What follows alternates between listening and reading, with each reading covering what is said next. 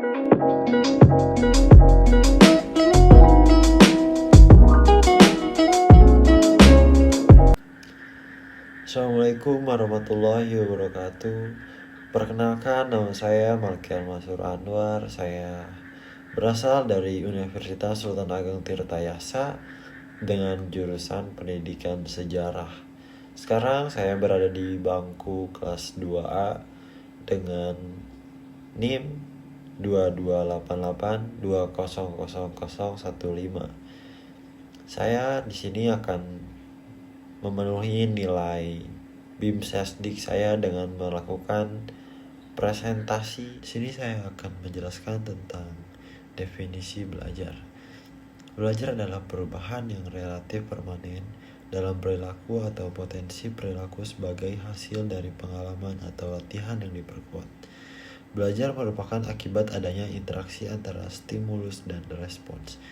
Bell Gradler yang menyatakan bahwa belajar adalah proses yang dilakukan oleh manusia untuk mendapatkan aneka ragam competencies, skill, and attitudes.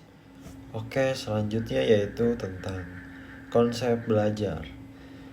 Pakar psikologi melihat perilaku belajar sebagai proses psikologis individu dalam interaksinya dengan lingkungan secara alami. Sedangkan pakar pendidikan melihat perilaku belajar sebagai proses psikologis sampai pedagogis yang ditandai dengan adanya interaksi individu dengan lingkungan belajar yang disengaja diciptakan. Lanjut ke ciri-ciri belajar.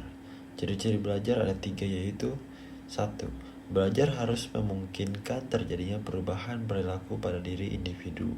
2. Perubahan tersebut relatif menetap. 3. Perubahan itu harus merupakan buah dari pengalaman. Perubahan perilaku yang terjadi pada diri individu karena adanya interaksi antara dirinya dengan lingkungan. Kemudian yang terakhir yaitu jenis-jenis belajar.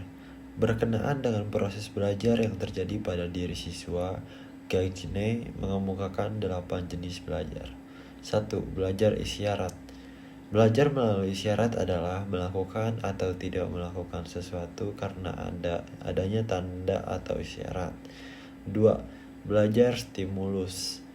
Belajar stimulus respon terjadi pada diri individu karena ada rangsangan dari luar. 3. Belajar rangkaian. Belajar rangkaian terjadi melalui perpaduan berbagai proses stimulus respon yang telah dipelajari sebelumnya sehingga melahirkan perilaku yang spontan. 4. Belajar asosiasi verbal. Belajar asosiasi verbal terjadi bila individu telah mengetahui sebutan bentuk dan dapat menangkap makna yang bersifat verbal. 5. Belajar membedakan.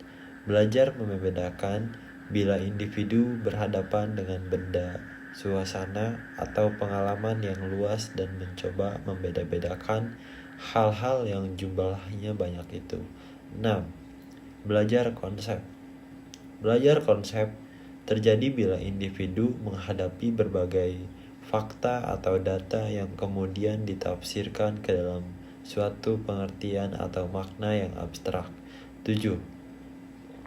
Belajar hukum atau aturan. Belajar aturan atau hukum terjadi bila individu menggunakan beberapa rangkaian peristiwa atau perangkat data yang terlebih dahulu diberikan sebelumnya dan menerapkan atau menarik kesimpulan dari data tersebut menjadi suatu aturan.